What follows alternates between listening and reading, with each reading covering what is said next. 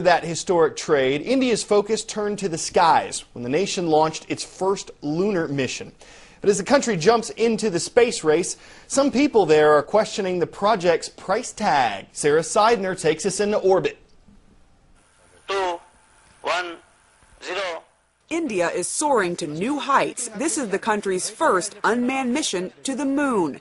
At 6:21 in the morning, the Indian-made spacecraft Chandrayaan-1 shot into space with no problems.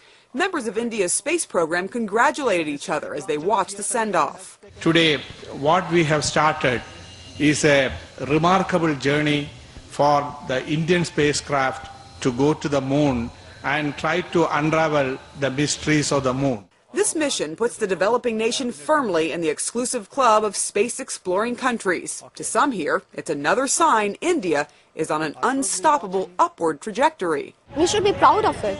But if you think all eyes were glued to TV sets watching this historic launch, you'd be mistaken. In fact, some school children and teachers we spoke with after takeoff didn't even realize the mission had already taken place. We met these children and their educators on a visit to the planetarium. India is trying our best, and still there is a launch. I remember that Chandrayaan, which is going to launch very soon. Yes, India is going to perform a launch to moon on 22nd September.